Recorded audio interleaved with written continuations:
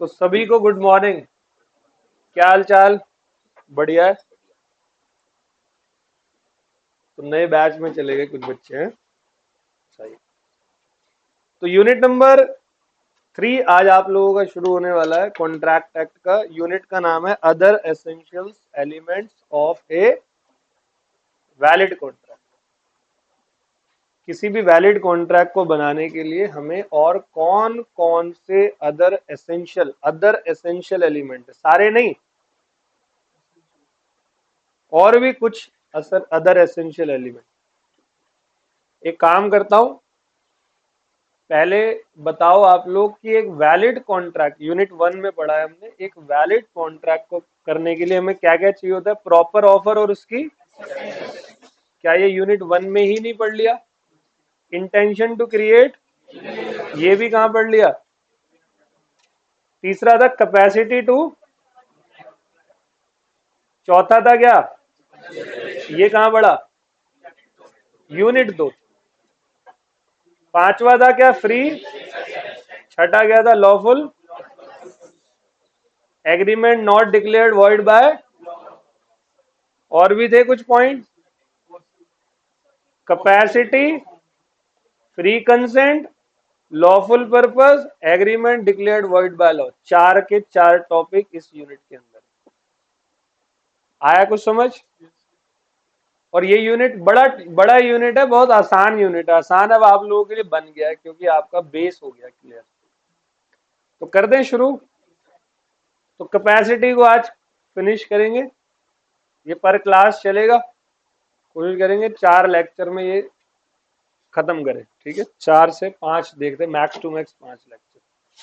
तो टॉपिक है हमारा other essentials of a valid contract. तो other essentials of a valid contract का हमारा टॉपिक आपके सामने। तो इसका बैकअप मेरे को मिल गया, मैंने ढूंढ लिया। कुछ खो गए, जैसे फ्री कंसेंट का कोएर्जन और एंड्यू इन्फ्लुएंस खो गया बैकअप, और यूनिट 4 खो गया, बाकी सब मिल गए। तो मेरे को ज्यादा मेहनत नहीं करनी। तो यूनिट नंबर 3 है हमारा इंडियन कॉन्ट्रैक्ट एक्ट का other essentials of a valid contract. मेरे बच्चे, जैसे जितना इंपॉर्टेंट आप लोगों के लिए यूनिट 1 और यूनिट नंबर 2 रहा है, उतना ही इंपॉर्टेंट यूनिट नंबर 3 भी है। क्यों? यूनिट नंबर 3 के अंदर जो हम लोग हैं, हम लोग मतलब मोस्ट ऑफ द जो टॉपिक्स हैं बड़े बड़े, वो यूनिट 3 से ही पूछे जाते हैं आपके एग्जाम में, ठीक है? जैसे 1 और 2 हमारे फिंगर्स पे है, वैसे यूनिट 3 भी पूरा फिंगर्स पे होना बहुत जरूरी है, ठीक है? यूनिट 3 इंडियन कॉन्ट्रैक्ट एक्ट 1872 का other essentials of a valid contract. तो we will study 4 topics in this unit. इस यूनिट में हमें कितने टॉपिक पढ़ने हैं? एक है कैपेसिटी, दूसरा क्या है? फ्री कंसेंट, तीसरा लॉफुल, चौथा agreement declared void by law. खत्म। तो सबसे पहले मैं आप लोगों के लिए शुरू करने जा रहा हूं क्या? Capacity to. अब सर ये कैपेसिटी क्या होता है? अंदर जाने से पहले पूरा ही टॉपिक क्लियर करता हूं। इस दुनिया में हर एक पर्सन केपेबल होता है कॉन्ट्रैक्ट को करने के लिए, 3 लोगों को छोड़कर। एक माइनर, एक अनसाउंड माइंड, और एक वो बंदा जिसको कानून ने क्या कर दिया हो? डिस्क्वालीफाइड कर दिया, जिसको कहते हैं हम पर्सन डिस्क्वालीफाइड बाय लॉ। तो every person in this world are capable to enter into a valid contract except, मतलब छोड़कर, minor, unsound mind and person disqualified by law. All well. तो अब हमें इन तीनों की ही डिटेल पढ़नी है कि भाई माइनर कौन होता है, अनसाउंड माइंड बंदा कौन होता है, और कौन ऐसे लोग हैं जिसको कानून ने क्या कर रखा है? डिस्क्वालीफाइड।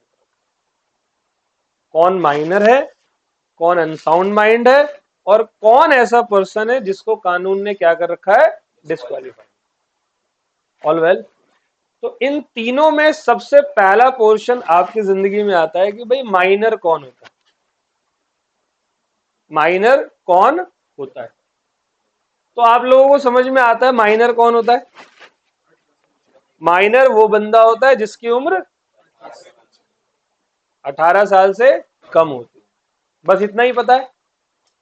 तो अब ये चैप्टर आपको पूरा दिल खोल के आंसर देगा, बहुत सारे। तो देखो स्टार्ट कर रहा हूं सबसे पहला, कैपेसिटी टू कॉन्ट्रैक्ट। ठीक है, इसका सेक्शन नंबर 11 है इंडियन कॉन्ट्रैक्ट एक्ट का। सेक्शन 10 क्या था, एसेंशियल्स, जो हमारे वैलिड कॉन्ट्रैक्ट को बनाने के लिए 10 का दम बोला था मैंने आपको।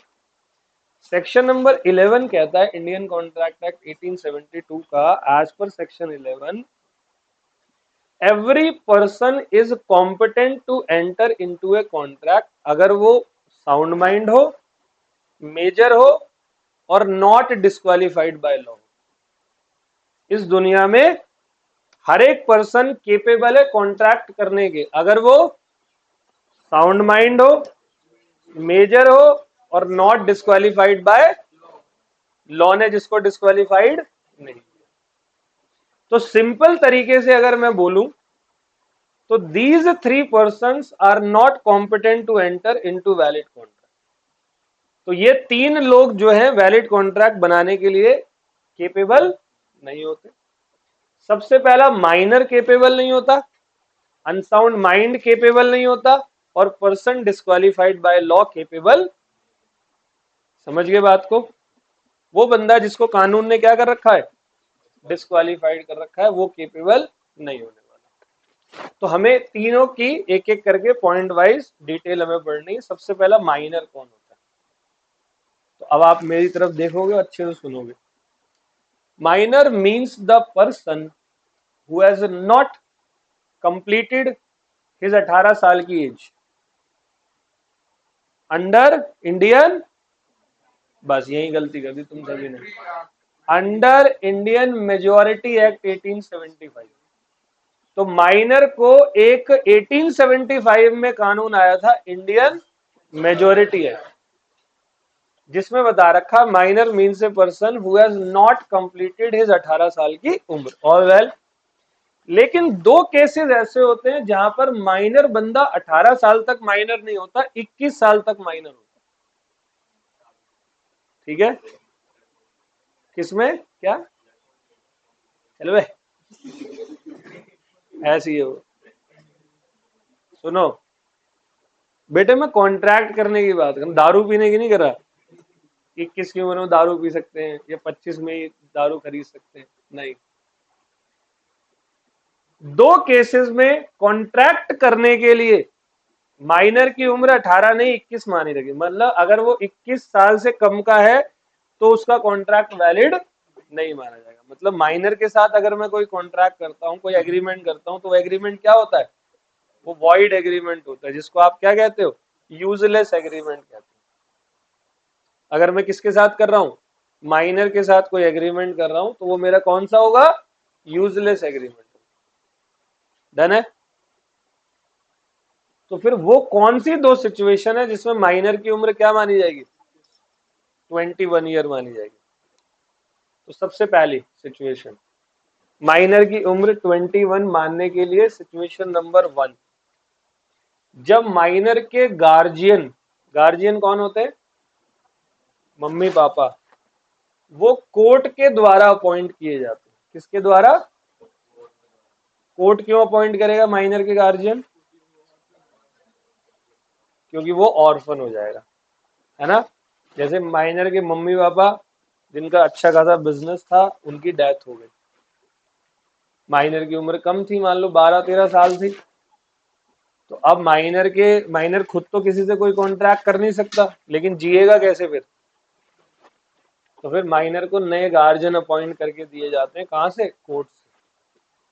तो ऐसे में लॉ भी ये बात मानता है कि माइनर के माइंड को डेवलप होने में थोड़ा सा, देखो हमारा माइंड हमारे माँ बाप से अच्छा कोई और डेवलप नहीं कर सकता। तो कोर्ट भी कहता है कि अब यहां पर आपकी उम्र 18 नहीं होगी, क्या होगी, 21 1 ईयर। पहली बात समझ में आ गई। या दूसरी बात, मैंने वही बताया कि माइनर के मम्मी पापा थे, उनकी डेथ हो गई, तो कोर्ट ने गार्जियन अपॉइंट नहीं करे, कोर्ट ने अपॉइंट करा माइनर की वही प्रॉपर्टी को चलाने के लिए, एडमिनिस्ट्रेशन करने के लिए एडमिनिस्ट्रार। कौन? एडमिनिस्ट्रार। तो फिर अब ऐसे में कौन होगा? माइनर की उम्र क्या होगी? 21। समझ गए सब बात को? तो अब मैं पूरा क्लैरिफाई करने जा रहा हूं। तो माइनर कौन होता है? पहली बात, माइनर की जो टर्म है वो इंडियन कॉन्ट्रैक्ट एक्ट में डिफाइन नहीं है। वो कहां डिफाइन है? Under Indian majority act 1875।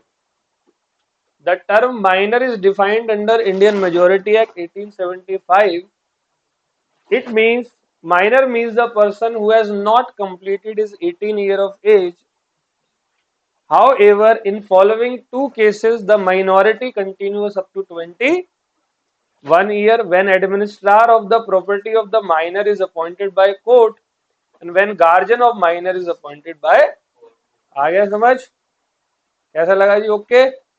अब यहां से जो सबसे ज्यादा क्वेश्चन आपके पेपर में आते हैं, जरा उसको समझ लेना कि माइनर की पोजीशन क्या होती है या माइनर के रूल्स क्या होते हैं। आड़ी टेढ़े से भी एक दो रूल्स मिलेंगे, एक दो कई आसान से भी मिलेंगे, तो अच्छे से समझना। नहीं, वो कॉन्ट्रैक्ट नहीं बना सकता। प्रॉपर्टी तो एक तरीके से माइनर की ही है, बट उस प्रॉपर्टी को चलाने के लिए एडमिनिस्ट्रार है। जैसे माइनर 21 का हो जाएगा, अब सारे कॉन्ट्रैक्ट माइनर अब अपने आप करेगा। अभी तक माइनर के बिहाफ पर कॉन्ट्रैक्ट एडमिनिस्ट्रार और गार्जियन कर रहे हैं, कई फिल्मों में देखा होगा तुम लोगों ने। ठीक है, डन है।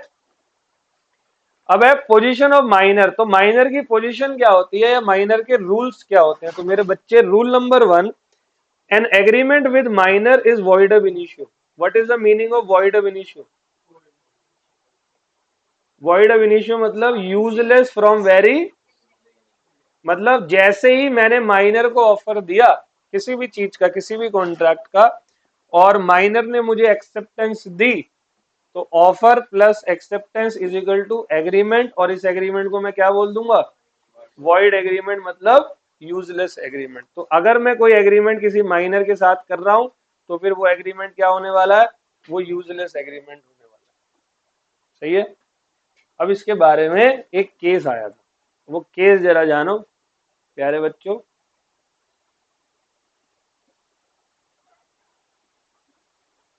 केस था मोहिरी बीवी। बीवी नहीं है, बीबी है, मतलब बीवी नहीं है, सबकी बीवी नहीं है ये। मोहिरी वर्सेस, हिंदी में ऐसी प्रोनाउंसिएशन होगा ना, मोहिरी बीवी, है ना? थोड़ा डीप में था, आ जाओ। मोहिरी बीवी वर्सेस धर्मोदास घोष। अब एक केस आया था, ये केस 1800 शायद 97-98 में था, और इसका डिसीजन 1903 में आया था। ठीक है, तो ये केस क्या था? मोहिरी बीवी वर्सेस धर्मोदास घोष का। एक बंदा था धर्मोदास घोष का नाम का, जो कि था क्या? माइनर। ठीक है, या इसको मैं ऐसे नहीं बताता, दूसरे तरीके से। धर्मोदास घोष गया मोहिरी बीवी के पास, आंटी जी के पास। असल में बताऊं, अब वैसे इतना डीप में बच्चों को फाउंडेशन में बताया नहीं जाता, लेकिन कोई बात नहीं, मैं बता देता हूं। असल में धर्मोदास घोष मोहिरी बीवी के पास नहीं गया था, उसके हस्बैंड के पास गया था। ठीक है, उसके हस्बैंड की डेथ हो गई थी बाद में, जिसके बिहाफ पर केस फाइल किसने किया था? मोहिरी बीवी। तो ये जो पूरा कांड बताऊंगा ना, ये असल में उसके हस्बैंड के साथ हुआ था। ठीक है, बट केस क्योंकि मोहिरी बीवी ने किया था, तो ये केस पूरा उसी के नाम से चला। सुनना क्या हुआ। धर्मोदास घोष ने मोहिरी बीवी के हस्बैंड से 20,000 का लोन ले लिया। क्या लिया? तो वो हस्बैंड जो था, वो बंदा जो था, उसने बदले में उस धर्मोदास की इस प्रॉपर्टी को क्या कर दिया? अच्छी बात है, लोन लेते वक्त आप प्रॉपर्टी को क्या कर देते हो, मोर्टगेज कर देते हो, कोई दिक्कत नहीं है भाई। तो धर्मोदास घोष और मोहिरी बीवी, धर्मोदास ने हस्बैंड से मतलब मोहिरी के हस्बैंड से, अंकल जी से ये प्रॉपर्टी गिरवी रखकर 20,000 का लोन ले लिया। अब आई ड्यू डेट। तो ड्यू डेट पर घोष साहब ने पैसा देने से छोटा था पर खोटा था, मना कर दिया। तो ये अंकल जी कह रहे ला भाई पैसा दे मेरा, कह रहे नहीं दूंगा। क्यों नहीं देगा? जब मैंने पैसा लिया था आई वॉज, उखाड़ ले जा जो उखाड़ना। एग्रीमेंट विद माइनर इज, ठीक है भाई।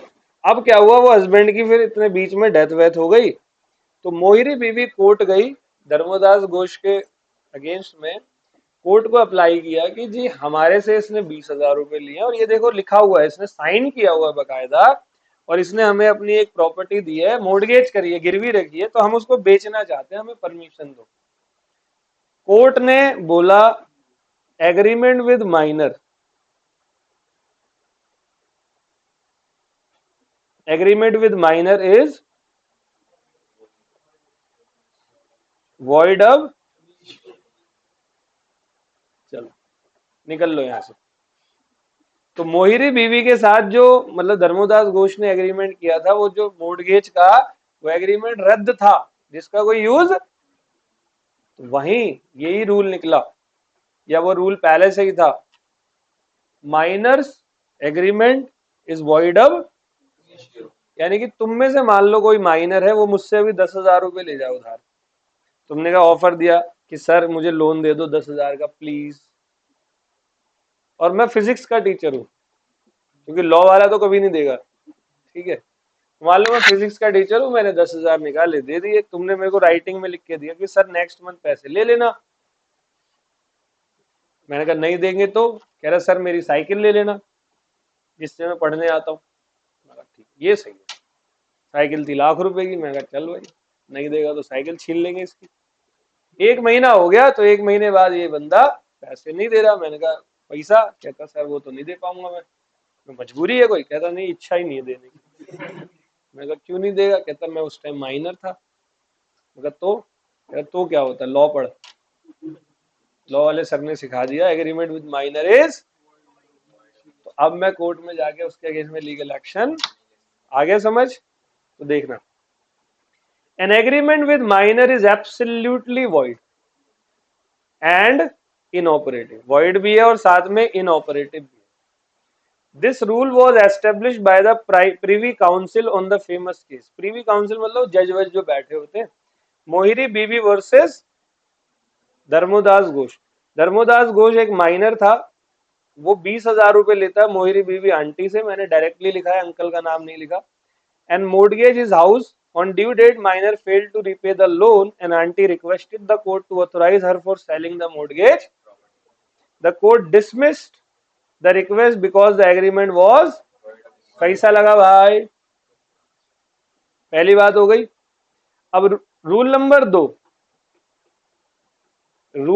2 कहता है माइनर्स एग्रीमेंट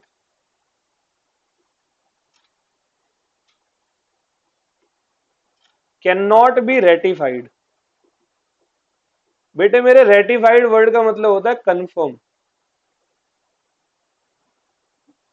ठीक है, याद रखना। एक बार वॉइड हो गया जीवन भर वॉइड रहेगा, वंस वॉइड। मान लो एक माइनर है जिसकी उम्र थी 17 साल 364 दिन, माइनर है या नहीं, उसके साथ मिस्टर बी ने कोई एग्रीमेंट किया, बताओ एग्रीमेंट क्या है, कोई समस्या? 2 दिन बाद यही मिस्टर ए जो है वो कितने साल का हो गया, तो बी और ए ने बोला भाई वो वही पुराना वाला कंटिन्यू करते हैं ना एग्रीमेंट, अब तो तू क्या हो गया 18 का हो गया, नहीं पुराना वाला कंटिन्यू, हाँ तुम न्यू बना लो, वंस वॉइड। समझ गए बात को? रेटिफाइड मतलब होता है कंफर्म करना। तो देखो minor's agreement can not be ratified में कहता है a minor can not ratify any agreement on his attaining majority The original agreement which is entered into during his minority is void ab initio. A void agreement cannot be ratified, that is cannot be validated later. एक void agreement को आप बाद में validate नहीं कर सकते. समझ गए जी? अब देखो तीसरी बात, माइनर कैन बी, अब इसको समझ लेना, माइनर कभी भी कोई एग्रीमेंट नहीं कर सकता, लेकिन आप माइनर के बेनिफिट के लिए, माइनर को फायदा पहुंचाने के लिए अगर कोई भी एग्रीमेंट किसी और के साथ में कर रहे हो तो वो वैलिड है. जैसे मैंने मिस्टर बी से बात करी कि भाई मेरी सारी प्रॉपर्टी मेरी डेथ के बाद तेरे बेटे की हो जाएगी. मान लो मेरी डेथ हो गई, बेटा कितने साल का था, मान लो बिलो 18, तो सारी प्रॉपर्टी किसको मिलेगी, बेटे को. हाँ, एडमिनिस्ट्रार कोई और करेगा जब तक वो मेजर नहीं हो जाता. इट मीन माइनर के बेनिफिट के लिए अगर कोई एग्रीमेंट बनाया गया है तो फिर वहां पर माइनर की कोई मनाही नहीं है. मतलब माइनर के लिए सिंपल रूल है, माइनर से मांगो तो जिंदगी भर मना करेगा और माइनर को दोगे तो झोली फैला लेगा. सेम लाइक छोटे बच्चे, छोटे बच्चे से कुछ मांग के देखो, नहीं मेरा है, और कुछ दो तो हाथ की चीज को फेंक देंगे, लाओ. यस, छोटे बच्चे ऐसे ही करते. और वो आप उनको कुछ दो और आप ही ने दिया, आप ही को मना कर देंगे, मैं नहीं दूंगी मम्मा, है ना. और मांगने टाइम, अंकल आप कितने अच्छे हो अंकल, आप मुझे दे दो ना अंकल. अंकल का भी दिल पसीज जाता, ले बेटे आधा मुझे दे देना. फिर अंकल ने वही आधा मांगा, है ना. इनका बड़ा रोल रहता है. तो माइनर कैन बी बेनिफिशियरी.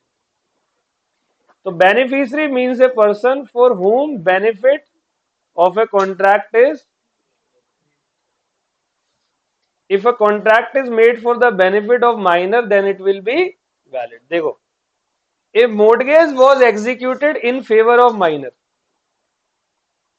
एक मोर्टगेज एग्जीक्यूट किया था, मतलब एक प्रॉपर्टी गिरवी रखी गई थी किसके नाम पे, कि अगर मैं पैसे नहीं दे पाया तो फिर ये प्रॉपर्टी किसकी हो जाएगी. Held the court gate A degree for the enforcement of mortgage. एक केस आया था राघव चरण वर्सेस श्रीनिवास. बंदे ने पैसे लिए, प्रॉपर्टी गिरवी रख दी, प्रॉपर्टी नाम पे गिरवी रखी माइनर के, तो yes minor can claim. All well. तो कितने पॉइंट हो गए रूल्स, अभी सब स्ट्रॉन्ग स्ट्रॉन्ग रूल्स है, बाद में हल्के हो जाएंगे. सबसे पहला, minor's agreement is void ab initio. Number 2, minor's agreement can not be ratified, मतलब confirm. Number 3, minor can be beneficiary, minor beneficiary बन सकता है. नंबर 4, पहले तो इस हेडिंग को ही समझ लो अच्छे से. सबसे पहला है minor can plead minority. Plead का मतलब क्या होता है, छुपाना. प्लीड मीन्स माइनर अपनी माइनॉरिटी को क्या कर सकता है, छुपा सकता है. पहली बात ओके. और चलो पहले इसी को समझा दूं.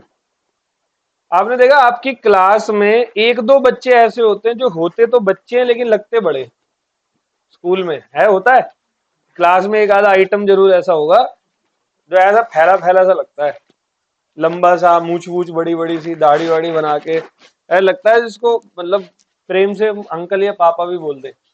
होता वो हमारा क्लासमेट ही है. तो दिखने में वो मेजर लग रहा है बट है कौन. अच्छा, वो इसका फायदा नहीं उठा सकता. वो गया किसी के पास, उसने लोन ले लिया 1 लाख रुपए का. जो सामने वाले को लगा क्या ये कौन है, बड़ा है, मेजर है. तो ड्यू डेट पर गया सामने वाला जिसने लोन दिया था माइनर को, ला भाई पैसा दो. तो काय के पैसे, अरे भाई वही पैसे ना जो मैंने तुझे दिए थे लोन पे. हाँ ठीक है, दिए तो थे. फिर अरे भाई दे, नहीं दे सकता ना. क्यों नहीं, घर में कोई दिक्कत है, नहीं देना ही नहीं, पैसा बहुत है, दूंगा नहीं. क्यों नहीं देगा, मैं माइनर हूं. तू माइनर है साले, झूठ बोलता है. आते ही कहता वो तेरी इच्छा है जो मर्जी बोल ले, लेकिन ये देख मेरा आधार कार्ड, 16 साल 322 दिन. तो गलती से भी मत। अब बताओ यहाँ किसकी गलती, किसकी गलती? जिसने पैसा दिया है। मतलब माइनर को कहीं से भी कोई समस्या नहीं है। अच्छा ये सब सिविल लॉज में है, इसका मतलब ये नहीं माइनर किसी का मर्डर आके बोले आ जा, क्या करेगा? क्रिमिनल लॉ में सजा मिलेगी उसको, किसी की चोरी कर ले ऐसा नहीं। सिविल लॉज की बात करो, सिविल मतलब जो बिजनेस लॉज होते हैं। डन।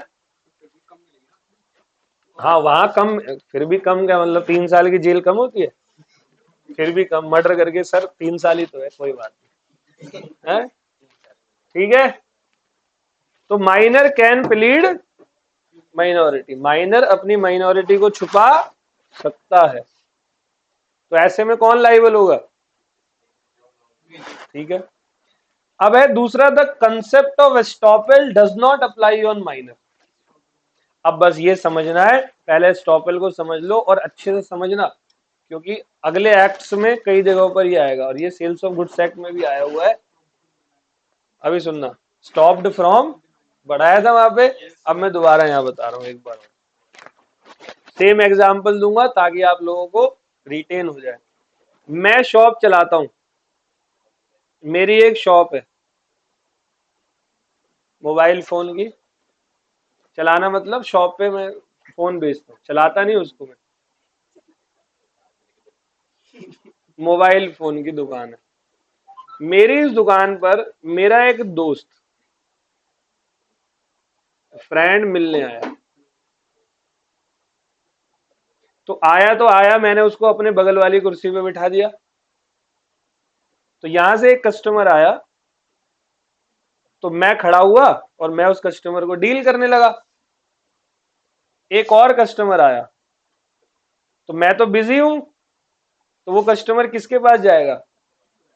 इसके पास। कस्टमर को तो यही लगेगा ना, ये बंदा दुकान के अंदर है, या तो मालिक होगा, नौकर होगा, एम्प्लॉय होगा, कोई तो होगा। तो कस्टमर ने इससे बात करी और मेरे दोस्त ने उससे फोन जो है बेच दिया।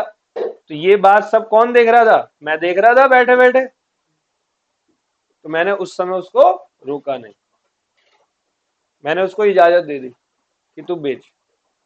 बंदा फोन लेके चला गया, और यहां पर मेरा दोस्त भी चाय वाय पी के चला गया। फोन में कोई दिक्कत आई, और जिसके साथ में दिक्कत आई वो फिर दुकान पर आया। वो मुझसे कहता है भाई फोन तो खराब है। मैंने कहा तूने मुझसे थोड़ी खरीदा है,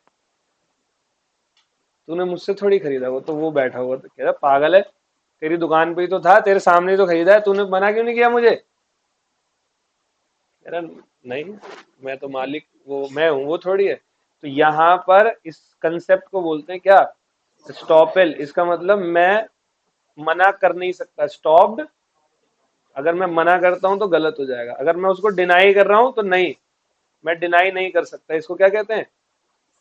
ऑल वेल, मतलब मैं लाइबल होऊंगा। बट यहीं पर ये बंदा माइनर होता तो सामने वाला माइनर का कुछ नहीं कर सकता, भावनाओं में रहते। सही है, कुछ भी नहीं कर सकता। आ गया समझ? नहीं नहीं, शॉप जो चलाता है ना उसी को बोल सकते हो ना। समझ गए?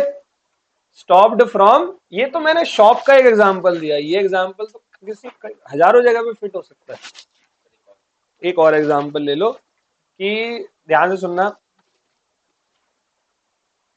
कि एक वही एक माइनर है जो मेजर लगता है, जो मेजर लगता है। तो मैं उस माइनर को कंधे पे हाथ रख के अपने साथ ले गया किसी बैंक के मैनेजर के सामने। ठीक है, तो मैंने बैंक के मैनेजर को बोला सर ये मेरा पार्टनर है, हमारी फर्म है, ये मेरा पार्टनर है, आप हमें लोन दे दो। तो बैंकर ने उस बंदे को हमारी फर्म का पार्टनर समझ के क्या दे दिया? उस बंदे ने कुछ भी, तो इसको क्या बोलेंगे हम? स्टॉपेल। बाद में आया बैंकर, लाओ जी लोन दो। कहते लोन काय का लोन, लेकिन यहाँ से मैं माइनर था उस टाइम। तो बैंकर उस पर कुछ भी, अरे तो बोला ना कंसेप्ट ऑफ, ये अपना, जब भी आप माइनर को कोई चीज देते हो, माइनर अपनी माइनॉरिटी छुपा रहा है, उसने वहां कुछ बोला थोड़ी। तूने समझा? माइनर ने कुछ बोला था? वो तो बैठा हुआ है आराम से, ऐसे देख रहा है मैनेजर को घूर घूर के, है ना? तो फिर माइनर ने थोड़ी कुछ बोला, बिल्कुल। लेकिन वहीं पर मेजर होता ना, मेजर होता तो लाइबल होता। तेरा चुप रहना भी लाइबल है। अब आ गया, चलो देखते हैं। The concept of estoppel does not apply on minor and fraudulent representation by the minor. हाँ जी सर। सर नमस्कार सर। सर बाद में बात करें आज। Okay sir, bye bye. तो fraudulent representation by the minor कह रहा है भाई, माइनर ने फ्रॉड भी किया है ना भाई। हम उसको माइनर क्यों कह रहे हैं? अब एक बार बताओ, किसी छोटे, मेरे साथ हुआ है, मेरी भतीजी ने 5वें फ्लोर से मेरा फोन फेंक दिया था, 70,000 रुपए का लाया था। उसको दिखा ही रहा था, देख कितना अच्छा है। पता नहीं पानी पीने गया मैं, या मेरी मती मारी गई थी, मेरे पे शनि का प्रकोप आ गया था, राहु केतु मेरे अगल बगल में घूम रहे थे, मैं गया आया तो वो खेल रही है, मैं कांड किया इसने, मैं फोन का है, कह रही फोन खरीद के आया था मैं, वो मेरे से दुकान वाला कह भी रहा सर इंश्योरेंस करवा लो। मैं काय का इंश्योरेंस फोन का, कोई इंश्योरेंस कराएगा?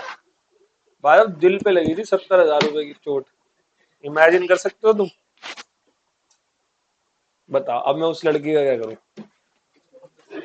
लटका दूं वहां से, ऐसे ऐसे फैलाऊं उसको, हेलीकॉप्टर से बांध के कहीं पार्सल कर दूं? कुछ कर सकता हूं? तो मेरा तो नुकसान हुआ, उसकी एक स्माइल से मेरा वो सब कुछ चेंज हो गया। लेकिन वही काम मेरा छोटा भाई कर देता है जिसकी उम्र 25 साल है, मैं उसको 28 दिन तक मारता डेली आके, दिखते ही मारता, उसकी हर हरकत में मार के जाता मैं उसको। चाहे वो सही करता तो भी मारता, सही क्यों किया तूने, उस दिन तो गलत किया था ना, आज भी गलत कर। वो गलत करता तो और मारता, साले तेरी आदत हो गई गलत करना। कुल मिला के वो पिटता ही मुझसे, क्योंकि मेजर अगर कोई गलती करे, फ्रॉड करे तो ठीक, माइनर माइनर में दिमाग ही नहीं है, कर सकता है फ्रॉड। तो अभी तुम लोग कह रहे पहले बताते सही में, तो तुम लोग जितने भी अभी माइनर यहाँ बैठे हो, तो खुली अपॉर्चुनिटी है, जाओ दुकानों से सामान वामान लो, इज्जत खराब होगी, इसके अलावा कुछ नहीं। तो अब आ जाओ, simply minor can commit fraud by falsely representing himself as a major. Here the aggrieved party, हाँ वो जो एग्रीव्ड पार्टी है, मतलब जिसने आपको माइनर को पैसे दिए, तो वो सिर्फ एसेट सीज कर सकता है, वो भी उस अमाउंट से जिस अमाउंट से माइनर ने पैसे लिए। जैसे माइनर मुझसे 70,000 ले गया, तो 40,000 उसने अय्याशी में उड़ा दिए, 30,000 का फोन खरीद लिया, तो मैं उससे 30,000 वाला फोन ले सकता हूँ, और कुछ नहीं कर सकता। वो भी अगर उसने ये प्रूफ कर दिया कि ये मुझे पापा ने दिलाया है, तो भूल जाओ। समझ गए? तो the minor can always plead minority and is not estopped from doing so even when he enter into an agreement by false representation of his. समझ गए?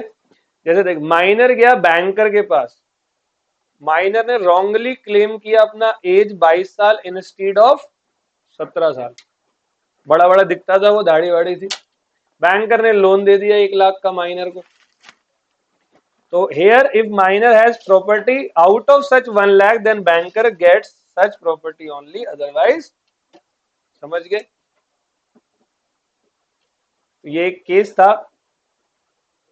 लेसल वर्सेस शेल, तो भी उसी की सामने वाली ही गलती है, डॉक्यूमेंट चेक कर। अब हम पासपोर्ट बनाने जाते हैं फेक डॉक्यूमेंट से, तो वो चेक करते हैं, हम करवाते हैं, उनकी ड्यूटी है, या हम बताते हैं जब बनते ही फेक था? हम बोलते हैं ऐसा कुछ? हम नहीं बोलते। एक बार कहीं मैं कोई कोर्स करने गया था, हालांकि मैंने बता दिया था उनको, तो वो कोर्स की मतलब टोटल फी थी 70,000, तो वो मेरे को वो देनी थी इंस्टॉलमेंट में, उन्होंने ऑप्शन रखा था इंस्टॉलमेंट का। और मैं मेजर था मान के चल रहा हूँ, उस टाइम पे माइनर था, मानते हैं ऐसे। तो मैंने उसको इंस्टॉलमेंट दी। अच्छा, तो जो रिसेप्शन वाली थी उसको पता नहीं मैं अच्छा लगता था या क्या था, वो मुझसे बात करती थी बैठ, और बताओ बढ़िया है, मेरे को भी अच्छा लगता था, मैं भी करता था। अब भाई क्या किया, मैंने उसको बोला कि मेरे पैसे की एंट्री कर दो, मैं इंस्टॉलमेंट लेकर आया हूँ। तो उसने इंस्टॉलमेंट की एंट्री कर दी। उसी टाइम मेरा फोन आ गया, मैं फोन पे बात करने चला गया और फिर आया ही नहीं वापस, दिमाग से उतर गया। तो मैंने कहा कल परसों दे दूंगा। उसने मुझे टोका नहीं, मैं समझ गया। इंस्टॉलमेंट थी 10,000 की। मैं कहा उसने वहां एंट्री मार दी है, अब उसको मतलब उसने 1 महीने तक, नेक्स्ट इंस्टॉलमेंट में मैं गया देने, मैंने पहले पैसे दिए, फिर उसने एंट्री करी, करी जाओ। मैं ठीक है मेरा सब कुछ, कह रहे, हाँ तू तो बड़ा अच्छा लगता है। मैं कहा पगली वो नहीं कह रहा, मैं दूसरी तरफ से कह रहा हूँ। मैं कहा मेरे अकाउंट्स ठीक है, हो गई सारी इंस्टॉलमेंट? कह रही हाँ 7 के साथ हो गई। मैंने कहा 7 के साथ नहीं हुई है, 6 हुई है, पिछली तूने एंट्री मार दी थी, तूने मुझसे पैसे नहीं लिए थे। कह रही ओ तू था वो। कह रही मैं तो कंफ्यूज हो गई, हालांकि मेरे मेरे बॉस ने सोचा है कि कुछ ऐसी मिस्टेक हो गई होगी। मैं कहा ये पकड़ पैसे अपने, ठीक है। उसको मैंने दे दिए, मन नहीं था देने लिटरली, बट मेरे को लगा कहीं इसकी सैलरी से ना कट जाए, क्योंकि एक एक तरफ से तो मेरी तरफ से भी तो थोड़ा बहुत क्या क्या। है ना, तो ऐसा हो जाता है। मान लो मैं माइनर होता, पकड़ा जाता तो कुछ नहीं होता। डन है, चलो। अब एक बात तुम्हें मेरे से पूछनी है तुमसे, पहले तो 4 पॉइंटों को रिवाइज कर दो, या पूरा टॉपिक रिवाइज कर दो। हम टॉपिक क्या पढ़ रहे हैं, कैपेसिटी टू कॉन्ट्रैक्ट। क्या बता रहा हूँ, every person in this world are capable to enter into a valid contract except minor unsound mind person disqualified by. Minor कौन होता है, minor means a person who has not completed is 18 साल की उम्र, बट दो case में minor की उम्र 21 साल होती है, when the guardian are appointed by court and administrator of the property are appointed by court. Minor की पोजीशन क्या है, number 1, minor's agreement is void of initio, it means minor's agreement is useless agreement from the very beginning. तो यहाँ case था Mohori Bibee versus Dharmodas Ghose का। Number 2, minor's agreement can not be ratified, once void always void. 2 point okay. Number 3, point number 3 क्या है, point number 3 है minor can be beneficiary. Number 4, minor can plead minority और the concept of estoppel does not apply upon the minor, or minor can fraudulently represent him as major। और number next क्या था, बस यही था, 4 हो गए। आपको नहीं लगता कि ये लॉ उन जरूरतमंद माइनरों के खिलाफ है जिनको जरूरत है? देखो लॉ क्या कहता है, माइनर्स एग्रीमेंट इज, अब मान लो मुझे कोई माइनर दिखा रास्ते में जो बड़ा बीमार है, लेकिन मैं भी कोई करोड़पति नहीं हूँ, और ना मैंने कोई धर्मशाला खोली हुई है, तो मैं उसका, मैंने सोचा कि अभी इसका इलाज करा देता हूँ, बाद में इसके पापा से पैसे ले लूंगा। लेकिन मैंने उसको इलाज पे नहीं लेके गया, क्यों, इलाज कराऊंगा, माइनर्स एग्रीमेंट इज, पापा मुकर जाएगा। तो ऐसे तो कितने माइनरों के साथ में गलत हो जाए, होगा या नहीं बताओ। कोई भूखा माइनर है, मैं उसको खिला ही नहीं रहा कुछ, मैं कहा नहीं minus agreement is void of initio. कहते हैं अंकल गोलगप्पे के, minus agreement is not valid, void from very beginning. क्या बोल रहे हो अंकल, आपकी माँ की, ठीक है। लोकल एरिया का माइनर होगा तो क्या पता गाली भी दे दे, तो मेरे लॉ पे मुझे गाली सुनने को मिले अच्छा लगेगा। तो भाई अब क्या देखो, अब कानून ने देखो क्या बोला, अगर कोई पर्सन किसी माइनर को नेसेसरीज प्रोवाइड करता है, necessaries means necessaries not luxury. कहीं वो भूखा है तो मैं उसको ताज होटल में खाना खिलाने ले जा रहा हूँ, तो फिर मैं ही गधा हूं। मतलब भूखा है तो मैंने उसको नेसेसरी, जैसे दिल्ली में है, नाश्ते के टाइम पे मुझे मिला तो देखा मैंने वहां पर 50 रुपए प्लेट छोले भटूरे। दिल्ली में नाश्ता सबसे ज्यादा क्या होता है, छोले भटूरे, छोले पूरी या छोले कुलचे। छोले इज कॉमन, या खस्ता कचौड़ी, है ना। ये सैंडविच सूंडविच नहीं खाते दिल्ली वाले। और मुंबई कहीं जाना आपको, वहां बड़ा पाव मिलेगा। वड़ा पाव, समोसा पाव, मिसल पाव, पाव कॉमन रहेगा। कोई गया मुंबई कभी? तो कभी जाना, वो स्टेशन से बाहर निकलना, वहां लाइन से वड़ा पाव, और 12-12 रुपए में मिलता है। वहां की लाइफ लाइन है वड़ा पाव मुंबई की। ठीक है, चेन्नई उतरो, आपको मिलेगा डोसा, इडली डोसा, इडली वड़ा। हमारे यहाँ वड़ा मिलेगा, डोसे मिलेगा, इडली मिलेगा, सांबर ऑलवेज कॉमन रहेगा। चटनी हमारे पास 2 टाइप की है। ठीक है, वहां के लोग ऐसे बात करते हैं। और अभी आप राजस्थान चले जाओ तो दाल बाटी चूरमा। यस।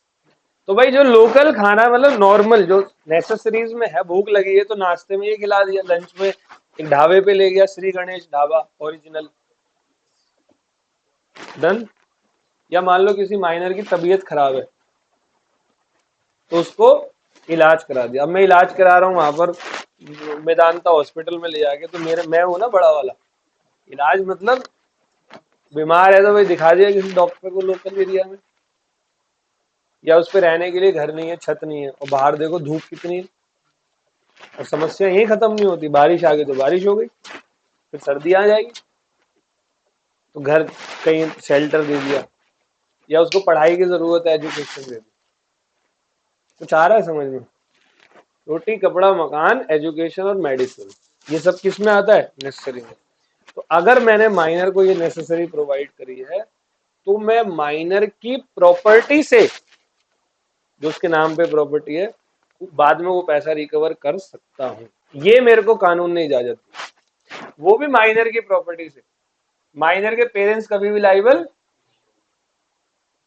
और चला कोई माइनर किसी से 1 लाख रुपए ले गया पढ़ने के लिए, अंकल फीस देनी है, बाप बहुत हरामी है, ठीक है, दिल्ली की लैंग्वेज बोल रहा हूँ, दिल्ली में ऐसे ही बोलते हैं ना, वो भी दुखी आत्मा ने दे दिए लाख रुपए, समझ रहे हो, और वो चुपचाप से चला गया। अब बाद में देखा तो माइनर के नाम पे वो जुआ हुआ खेल गया। ऑनलाइन गेमिंग आजकल पता है बच्चे कितने बिगड़ रहे हैं, मैं देखता हूँ इनको, मेरे को तरस आता है इन बच्चों पे कि ये साले इस टाइम पे इतना बढ़िया पढ़ने वाले थे, और ये अभी ऑनलाइन रम्मी और ये दूसरे गेम खेल रहे हैं, ड्रीम 11 टाइप कुछ। चलो वो दूसरी चीजें छोड़ते हैं। तो भाई माइनर के पेरेंट्स कभी भी लाइबल। पर चला वही बंदा, वो 1 लाख रुपए लेने पेरेंट्स के पास पहुंच गया, पेरेंट्स को पहले से 2 हार्ट अटैक आ चुके थे, पापा को तीसरा स्मॉल और आ गया तो निकल लेंगे वो, समझ रहे हो। तो पेरेंट्स विल नॉट बी। तो माइनर्स प्रॉपर्टी, तो माइनर्स लाइबिलिटी फॉर नेसेसरी देखो, a minor is not personally liable for the necessaries supplied to him, but his property is liable for payment to other person. ठीक है, उसकी property, his property, और his includes her as well, है ना। कानून कहता है कहीं हिज लिखा है तो हर भी होगा, लेकिन हर लिखा है तो जरूरी नहीं हिज होगा। पर चल लड़कियों को मैटरनिटी लीव मिलती है, तुम भी मांगने लगो। नहीं जी हमें भी चाहिए 6 महीने की। तुझे क्यों चाहिए बे? आया समझ में? चलो एग्जाम्पल।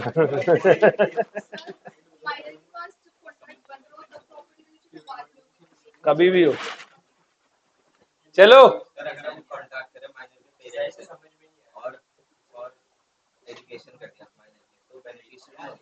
अगर पेरेंट्स से किया है ना, तो एग्रीमेंट तो पेरेंट्स से किया है, तो पेरेंट्स होंगे वहां, तो कॉन्ट्रैक्ट पेरेंट्स से किया है ना, मैं माइनर से नहीं कर सकता। जैसे इसका एक एग्जांपल देता हूँ, एजुकेशन लोन। तो जो लोन देने वाला बैंक होता है ना, माइनर को थोड़ी देता है, उसके पापा को देता है या मम्मी को देता है। कल को माइनर ने पैसे नहीं दिए तो बैंक को थोड़ी कोई फर्क पड़ता है, बैंक पापा को उठाएगा, आ जाओ अंकल, सही है। तो देखो मैंने यहाँ 2 एग्जाम्पल दिए, एक माइनर और कोई एन ए नेबर है, नेबर। नंबर 1 क्या हुआ, minor is ill and needs urgent medical attention. Minor क्या था? बीमार था। यहां पर देखो माइनर बीमार है, उसको अर्जेंटली मेडिकल अटेंशन चाहिए। एन भाई ने क्या करा, number 2, N arrange for his treatment. He is entitled to be paid out of minor's. अच्छा, माइनर की प्रॉपर्टी से लेगा वो, पापा मम्मी की प्रॉपर्टी से नहीं ले सकता। क्यों दिया फिर तूने? अब वो तेरी तरफ से डोनेशन हो गया। बोलता रहा हूं नहीं ले सकता। नहीं, उस टाइम ही नहीं है। अब क्या 20 साल बाद केस करेगा? कभी तो होगी उसमें प्रॉपर्टी, तो वेट करूं? आ गई, आजा आजा केस कर। ओ भाई, उस टाइम पे देखना, उस टाइम पे है नहीं है, चल निकल। अब वो माइनर मेजर नहीं होगा, कभी कमाएगा नहीं, तो क्या उसकी सैलरी पे नजर रखूंगा? एक तारीख भाई, अब ये पढ़ाया तो मैं नहीं था ना। पागल है तू? सही है, चलो। अब आगे है, एक सेलर के पास माइनर स्टूडेंट गया और माइनर ने बॉट करे 11 फैंसी कोट सेलर से।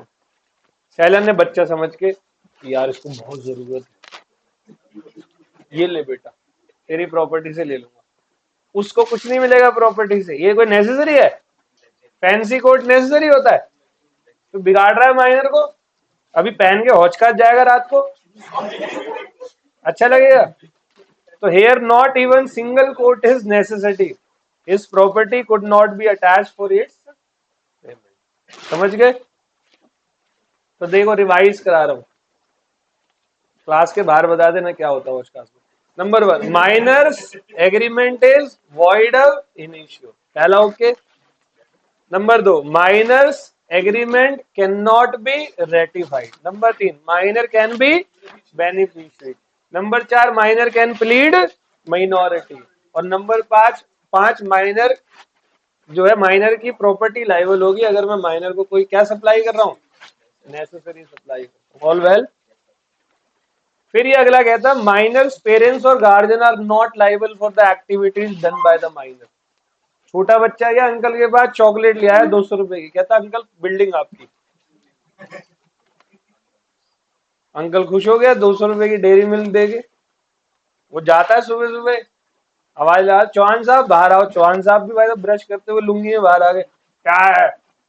निकलो, बिल्डिंग खाली करो। क्यों? चॉकलेट ले गया तुम्हारी औलाद। पहले तो वो जो कर रहा था ना ब्रश, वही थूक गया। इधर आ। बेअकल आदमी, 200 रुपए की चॉकलेट में 2.5 करोड़ की बिल्डिंग तूने, मतलब बिल्डिंग के नाम पे तू चॉकलेट दे, तू बेवकूफ है। क्या कुल मिला के क्या, माइनर के पेरेंट्स और गार्जियन कभी भी उसकी एक्टिविटी पे लाइबल। इसीलिए देखना, लोग ना पेरेंट्स से एग्रीमेंट करते हैं। जैसे स्कूल वाले, स्कूल में एडमिशन होता है तो किससे एग्रीमेंट होता है? माइनर से। माइनर को तो कुछ भी बोल दो, माइनर को बोलेंगे तेरा एक दिन की छुट्टी में 1 करोड़ का फाइन है, ठीक है मैडम ले लेना।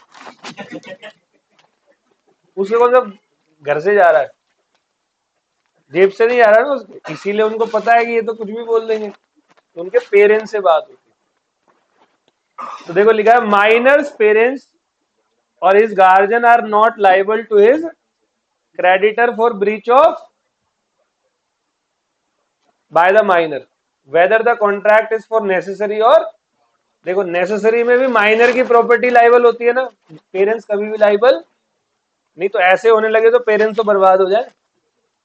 माइनरों का भरोसा नहीं होता, और सबसे बुरे वो 13 से 17 18 के बीच वाले, उनके तो अलग ही धड़ल्ले से एग्रीमेंट चल रहे होते, पता नहीं कहां से कहां तक। However, parents or guardian remain liable when the minor is acting as agent of the parents और।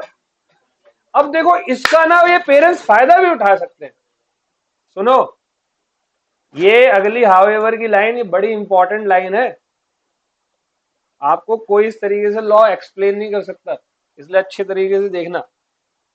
अब बताओ, पेरेंट्स फायदा नहीं उठा सकता? अब मान लो चॉकलेट पापा को ही खानी थी, उसने बेटे बेटे इधर तेरे लिए मैंने क्या नहीं किया बचपन में। हाँ पापा, दिया तो है। तो एक काम कर, अंकल के पास जा, अंकल से लाख रुपए ले, बोल बिल्डिंग आपकी, पेपर मेरे पास है, चुरा लिया मैंने। सही है? तो पापा ने अपने बच्चे को एजेंट बना के भेजा। एजेंट ही है ना, मेरे लिए कोई काम करता, मेरा क्या हो गया? वो वहां से लाख लाया, पापा को दिए, पापा खुश हो गए। बाद में जिससे लाख लिए थे वो आया, वो कहता माइनर त्यादी तुम्हें बॉजल में ये पगले, वो तेरा क्या था, एजेंट था। तो फायदा नहीं उठाना कहीं माइनर के इस रूल का, पेरेंट्स फायदा उठा रहे हैं, तो अगर फायदा उठाएंगे तो फिर कौन लाइबल होगा, पेरेंट्स और गार्जियन विल रिमेन लाइबल। ये सब हमारा काम नहीं है। मैंने उस दिन भी बोला था ना, कोर्ट में प्रूफ कैसे होगा इज नॉट हमारा काम, वो हमारा बिजनेस नहीं है। हमारा बिजनेस है लॉ में क्या लिखा है। मैं रिपीट करता हूँ, कोर्ट में ऐसे बंदे भी जेल में होते हैं जिन्होंने कोई काम नहीं किया उल्टा। मैं एक बार की एक दोस्त था हमारा, वो बहुत ही हल्का सा पतला था, उसको मैं पंखा बुलाता था, मतलब हवा आ गई तो वो उड़ जाएगा। क्या हुआ, उसकी एक गलती थी, छोटी सी गलती। क्या थी, उसका ब्रेकअप हुआ था कुछ 8-10 दिन पहले, वो नहीं था, ठीक है। तो दशहरा का दिन था, दशहरा वाला दिन उसका ब्रेकअप हुआ, और वो कहीं से 2-3 बियर पी के, अब वो कहीं डीडीए फ्लैट कालका जी में किसी गली में, मतलब आया था दशहरा वशहरा देख के, पी पा के आया होगा। वो गली में मोटरसाइकिल खड़ी थी, उसके बगल में थोड़ी जगह थी, वहां बैठ गया कि मैं फोन करूंगा अब उसको। क्या हुआ था, उसी से एक हफ्ते पहले तक रोज उस जगह की मोटरसाइकिल का पेट्रोल चोरी करके कोई जा रहा था, ठीक है। ये बात उसको पता नहीं। और भला आदमी, भला परिवार, बहुत अच्छे लोग हैं वो। अब वो वहां पर फोन पे बात करा, हेलो ये वो, मतलब नहीं जान, ये वो मैं बहुत प्यार करता हूँ। इतने में क्या हुआ, 2 बंदे आए और उसको लगे मारने। कहता भाई आज के बाद फोन नहीं करूंगा, छोड़ दो छोड़ दो छोड़ दो। उसको लगा वो लड़की के क्या है, भाई भाई है। अब उसको मारा, 4-5 लगाए तमाचे, उसको बैठा दिया एक कोने में, गरीबों की तरह, वो वैसे ही गरीब सही लगता था। पुलिस आई, उसको ले गई। तो अंकल इतना बड़ा क्राइम है। उसको अभी तक नहीं पता क्या हो रहा है, उसको लगा ब्रेकअप के बाद का सीन। कहता अंकल मैंने तो कुछ किया भी नहीं था, आप तो ऐसा कर रहे हो ये वो। उसको 14 दिन तिहाड़ जेल में रह के आना पड़ा। एफआईआर में उसके नाम पे पिछले 7 दिन के सारे पेट्रोल के कांड उसके नाम। वो बंदा जो है वहां पर रहकर आया। उस दिन से आज तक उसने बाइक के बगल में बैठना तो छोड़ो, बाइक देखता भी नहीं है। कहता भाई ये देश बहुत खतरनाक है। तो देखो उसने कोई काम किया था, एक तो गम मना रहा था बैठ के बस, उसका गम 14 दिन बाद तक पूरा हुआ। फिर वो केस चला उसके ऊपर 1-1.5 साल, फिर जज ने हंसते हुए उसमें फैसला दिया कि तू जा, ठीक है। देखो ऐसे भी होते, और कई लोग ऐसे होते हैं जो 10 मोटरसाइकिल चुरा के उनका कुछ नहीं होता। यकीन नहीं है तो उत्तर प्रदेश की कोई भी सीरीज देख लो, नेटफ्लिक्स पे, यूपी पे बनाई गई, फिल्म आई गई। वो डेली मर्डर करते हैं सीरीज में, उनको कुछ फर्क पड़ता है, ठीक है। तो आ गया, चलो भाई। अब अगली बात, जी बात, जी है minor can be agent. Minor agent हमेशा हो सकता है, बट ये कभी भी personally liable, minor can be agent but he will not be personally liable. मतलब मैं अपना कोई काम माइनर के थ्रू करवा सकता हूं,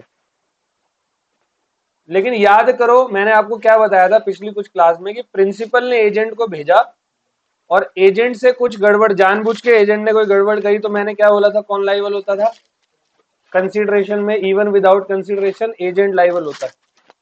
याद है मैंने बताया था कंसीडरेशन में कि मैंने आपको लैपटॉप दिया नेहरू प्लेस ले जाने को, और आप ऐसे चक्र बना के ले जा रहे हो, लैपटॉप गिर गया, तो कौन लाइबल होगा।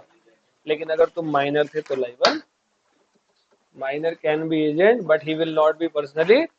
तो अगर मैं माइनर को एजेंट बना रहा हूं तो अपने रिस्क पे बनाऊंगा, क्योंकि उसकी लाइबिलिटी कभी भी अराइज, ऑल वेल। अगला पॉइंट बड़ा अच्छा है, ये आपको मैं इंडियन पार्टनरशिप एक्ट में भी पढ़ाऊंगा। माइनर कभी भी पार्टनर नहीं बन सकता, क्योंकि बेटे मेरे पार्टनर बनने के लिए एग्रीमेंट करना होता है। आपने कभी पार्टनरशिप का डेफिनेशन पढ़ा है? Partnership is the relationship between two or more person who have agreed to share the profit of a business carried by all or any of them acting for all. यही था। तो उसमें लेगो line क्या है, partnership is the relationship between two or more person who have agreed, agreed मतलब agreement.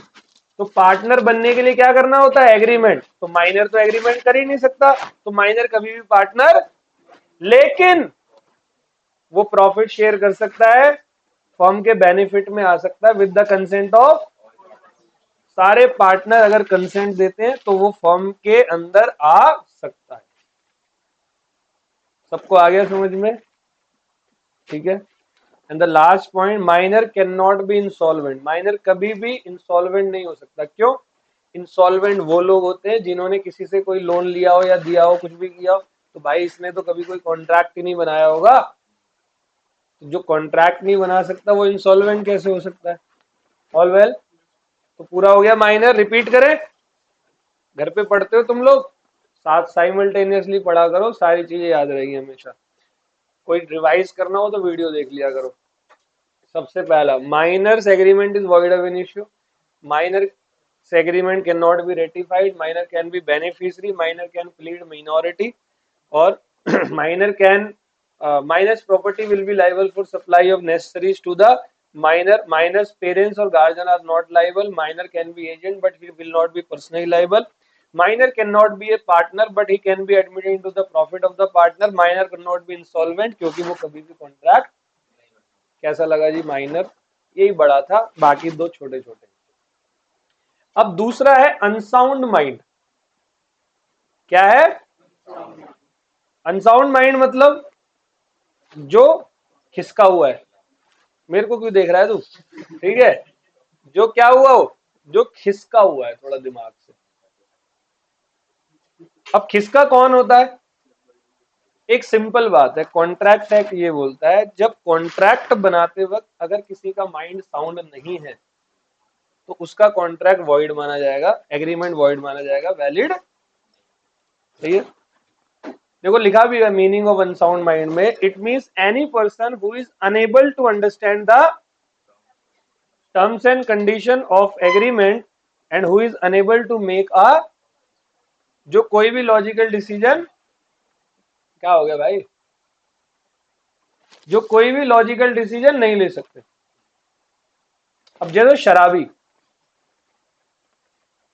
शराबी के बारे में जानते ही हो आप, देखा तो होगा, खुद नहीं पी तो, और क्या भरोसा खुद भी ना पी वो भी क्या पता लगा लिए एक आधी बार।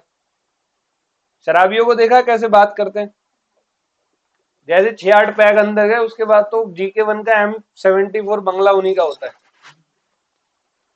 ऐहो मेरा था, मेरे दादाजी ने ना वो पागल दादा, समझ रहे हो, दारू पी के बंदा बहुत अमीर होता है। कई तो ऐसे प्राइम मिनिस्टर से डायरेक्ट सेटिंग हो जाएगा, नंबर दूं मोदी का, बोल अभी बोल दू नंबर, बोलता हाँ चल रहे हैं। शराबी की माइंड केपेबल नहीं होता, 7 बजे के बाद वो शराब पीते हैं तो शराब पी के किए गए सारे एग्रीमेंट क्या होते हैं, वॉइड। मतलब कोई शराबी गया रजिस्ट्रार के पास, वहां साइन वाइन करके आ गया, पता लगा उसने शराब पी रखी थी उस टाइम, तो वो जो साइन है उसका क्या हो गया, तो शराबी is not capable to enter into a contract. ऐसे होता है लुनैटिक, लुनैटिक मतलब person who is mentally derange due to stressful personal experience. कई लोग ऐसे होते हैं ना जिसका, जैसे कई लोग सुसाइड कर लेते हैं, क्या लगता है खुशी में सुसाइड करता है कोई, वाह एक बार मर के देखते हैं, ये कोई एक्सपेरिमेंटल चीज है। जो सुशांत सिंह राजपूत ने किया, जो भी है उसका मर्डर हुआ है, सुसाइड किया, जो भी किया, अगर सुसाइड किया तो उसका वो सिचुएशन क्या रहा होगा, वो लिनेटिक, उस टाइम पे वो कोई डिसीजन, उस टाइम पे उसका फिर कोई भी कॉन्ट्रैक्ट भी वैलिड। एक होता है इडियट, जो मेंटली स्लो बाय बर्थ होता है, उसे कोई फर्क नहीं पड़ता, इडियट। तुम्हें बोलते हैं ना लोग इडियट, तो उसका मतलब है तुम मेंटली स्लो हो बाय बर्थ। और एक होता है इनसेन, मेंटल। मैंने एक बार तुम्हें शायद बताया था ना, एक वीडियो देखी थी मैंने, एक बहुत समझदार आदमी कहीं बैठा हुआ था सोफे पर, तुमने भी देखी होगी, फेसबुक पे बहुत वायरल हुई है वो वीडियो। पीछे से एक आया पागल आदमी, उसने मारा उसे कान पे झापड़, इतनी तेज मारा और फिर झापड़ मार के हंस रहा, हा, हा, हा, हा, हा। जो पिटा वो कुछ नहीं कर सका, उसने बस उसको देखा। तो भाई तू यहाँ बैठा क्यों था? तू मेंटल हॉस्पिटल में बैठा हुआ है, तो कर्म कांड तेरे साथ ना हो सकता है ऐसा? अब कोई मेंटल किसी का क्या एग्रीमेंट बनाएगा? तो लुनैटिक, इडियट, इंसेन, ड्रंकन पर्सन को क्या कर रखा है? अनसाउंड माइंड है, मना कर। All well. अच्छा, इनके रूल्स क्या है देखो। अब देखो, बेवड़ा शराबी वो 7 बजे के बाद दारू पी रहा है, तो क्या दिन भर कोई कॉन्ट्रैक्ट नहीं कर सकता? 7 बजे के बाद। अब मतलब भारत में बहुत बड़ी जनसंख्या है जो 7 बजते ही जी अब हो गया जी काम, अब हम क्या मारेंगे पैग। जितने भी सरदार जीज हैं, ऑलमोस्ट, सरदार जी क्यों, कोई भी, मतलब most of the person out of 100, लगभग लगभग 60 बंदे शाम को 7 बजे के बाद। और अगर यकीन नहीं है तो कभी किसी ठेके पे चले जाना, बाहर खड़े हुए ना 10 मिनट, तुम्हारा दिमाग खराब हो जाएगा, इतनी पब्लिक कहाँ से रही है। और सबसे ज्यादा देखना 9:55 पे, क्योंकि 10 बजे ठेके। फिर देखना दौड़ते हुए आ रहे होंगे, ऑटो से भी उतर, ऑटो अभी रुका नहीं है, वो बंदा उतर के दौड़ के लेके आया था सामान। गाड़ी का लॉक वॉक भी नहीं लगाते, वहां से पौवा लेकर आया, पीछे से गाड़ी चोरी, ठीक है। तो भाई वो तो 7 बजे के बाद पगलाया ना, अनेबल हुआ, 7 से पहले तो कर सकता है ना। तो एक अनसाउंड माइंड बंदा कॉन्ट्रैक्ट करता है तो उसका कॉन्ट्रैक्ट वैलिड माना जाएगा अगर कॉन्ट्रैक्ट करते वक्त उसका माइंड क्या हो? साउंड। और sound mind person can not make any contract when eight the time of making contract his mind all well. सब समझ गए? तो अनसाउंड माइंड के देखो रूल क्या है। For validity of agreement with a person, किसी के साथ भी हम एग्रीमेंट करते हैं, we have to check the mental status of that person at the time of entering into contract. हाँ, ऐसे मत पूछना कि तू पागल तो नहीं है, मतलब दूसरे तरीके से। If that time his mind was sound then contract will be valid, otherwise all well. तो यहाँ एक नोट है, a person who usually remains of can also enter into a valid contract जब उसका माइंड क्या है? A person who usually remains of can not enter into a valid contract जब उसका माइंड क्या हो गया? अब सी पॉइंट है, person disqualified by law. Person disqualified by law. Acting करना है, हाँ, वो तो उसका शो करना है तो अलग बात है ना, कॉन्ट्रैक्ट करते वक्त थोड़ी शो करेगा। अच्छा, शो कर दिया तो कोर्ट में उसके लिए भी बात होगी। जैसे कई लोग होते हैं जिन्हें जेल होनी होती है, तो वो अपने आप को क्या दिखाते हैं? पागल। ये सब काम कोर्ट का। फिर यही वही क्वेश्चन आ गया, ये अगर और मगर की सारी चीजें कोर्ट की है, और हमें कोर्ट में वो बात हमें नहीं करनी, हमें यहाँ पर ये करना है लिखा क्या है। अब तीसरा टॉपिक दो हो गए, अनसाउंड माइंड 5 मिनट का था, ल्यूनैटिक, मेंटल, इडियट और ड्रंकन पर्सन कॉन्ट्रैक्ट नहीं कर सकते। कॉन्ट्रैक्ट करते वक्त उनका माइंड साउंड है तो वैलिड है, नहीं तो वैलिड। अब है, कुछ लोगों को एक्सप्रेसली डिक्लेयर कर रखा है कि ये लोग डिस्क्वालिफाइड है, इन लोगों के बस की नहीं है कॉन्ट्रैक्ट करना। कुछ पॉइंट बड़े आसान है, जैसे एलियन इनेमी। एलियन मतलब विदेशी दुश्मन, विदेशी नहीं, विदेशी दुश्मन। ऐसा नहीं कि हर विदेशी को मना कर रखा है, किनको मना किया हुआ है? दुश्मनों को। अभी तुमने सीधा पाकिस्तान मत बोला। पाकिस्तान अभी हमारा दुश्मन नहीं है।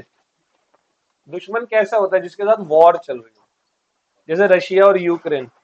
अभी इंडिया चाइना दोस्त है क्योंकि हमारी वॉर थोड़ी है, बट अभी मान लो वॉर हो गई, अभी मोदी फिर आ गया, भाइयों और बहनों आज रात 12 बजे से हम गोली चलाएंगे, ठीक है। तो फिर 12 बजे के बाद कोई भी इंडियन चाइनीज के साथ कोई एग्रीमेंट, समझ गए? तो ये पहला कौन है? Alien enemy. तो इसका मतलब ये नहीं है हर फॉरेनर डिस्क्वालिफाइड है, सिर्फ वो फॉरेनर जिसकी कंट्री वॉर में है हमारी कंट्री के साथ, उसको क्या माना गया है? पहला ओके। दूसरा है इंसॉल्वेंट पर्सन। इंसॉल्वेंट मतलब जो बैंक करप्ट है। अच्छा, बैंक करप्ट किसी से कोई कॉन्ट्रैक्ट कर सकता है? अगर कर रहा है तो कंसिडरेशन कहां से देगा? तो कंसिडरेशन देने के लिए पैसे उसके पास। तीसरा है कन्विक्टेड पर्सन, जो बंदा जेल में सजा काट रहा है, जेल से कोई कॉन्ट्रैक्ट कर सकता है? वो मुंबई की बॉलीवुड की फिल्मों में देखा, वो तुम्हें जेल से फोन आ रहा है, दो खोखा बेच, वो इलीगल है। मैं लीगल की बात कर रहा हूं। अगर आप जेल में हो, आपकी सजा चल रही है, यू आर नॉट क्वालिफाइड कि आप कॉन्ट्रैक्ट, पहले आप अपनी सजा, फिर सजा का आएगी। तुम अंदर बैठ के बिजनेस कर रहे हो तो ये काहे की जेल है, फिर सजा किस चीज की है? तो a convict is one who is found guilty and is imprisoned during the period of imprisonment. A convict is incompetent to enter into valid. All well. अब अगला है फॉरेन सवर्गेंस एंड एम्बेसडर और गवर्नमेंट ऑफिसर। तो आप बोलोगे sir ambassadors बाहर से हमारे देश में आते हैं तो क्या वो कॉन्ट्रैक्ट नहीं करते? करते हैं, लेकिन जब वो अपनी लिमिट क्रॉस करें तो डिस्क्वालीफाइड। एग्जाम्पल देता हूं, मान लो नेपाल का एम्बेसडर इंडिया में, नेपाल की एम्बेसी इंडिया में, तो वो नेपाल के सारे डिसीजन इंडिया में बैठ के लेता होगा? नेपाली एम्बेसडर नेपाल की कंट्री का डिसीजन इंडिया में बैठ के लेगा या नहीं? तो वो नेपाल की सारी इंफॉर्मेशन इंडियन कंट्री को बेच रहा है। अब बताओ भाई, एम्बेसडर की पावर जानते हो? पहले बताओ, एम्बेसडर जानते हो? फिर ठीक है, उसकी पावर क्या होती है? अभी अमेरिका का कोई एम्बेसी ऑफिस यहाँ है ना इंडिया में, तो एक तरीके से वो पूरे अमेरिका को रिप्रेजेंट कर रहा है हमारे यहाँ पे। मान ले वो हमें अब सारे इंफॉर्मेशन बेचने लगे तो, या हमारी कंट्री का कोई जाकर इंफॉर्मेशन बेचने लगे तो, नहीं आया? तो ये ऑलवेज डिस्क्वालिफाइड नहीं है, लेकिन जब ये अपनी लिमिट क्रॉस करते, जैसे गवर्नमेंट ऑफिसर, अब मैं गवर्नमेंट ऑफिसर हूं, मैं जो है आपको एक कुर्सी बेच रहा हूँ, कुर्सी इन द सेंस चेयर नहीं, मतलब एक पोस्ट बेच रहा हूँ 1 करोड़ रुपए में। अगर हम सेना में मैं आपको टॉप पोजीशन दिलवाऊंगा, 1 करोड़ रुपए का इंतजाम कर लो, तो यहां मैं डिस्क्वालीफाइड हो गया। गवर्नमेंट ऑफिसर के हाथ में पावर होती है ना, तो फिर गवर्नमेंट ऑफिसर को यहां पर क्या कर दिया? डिस्क्वालीफाइड। आगे समझ?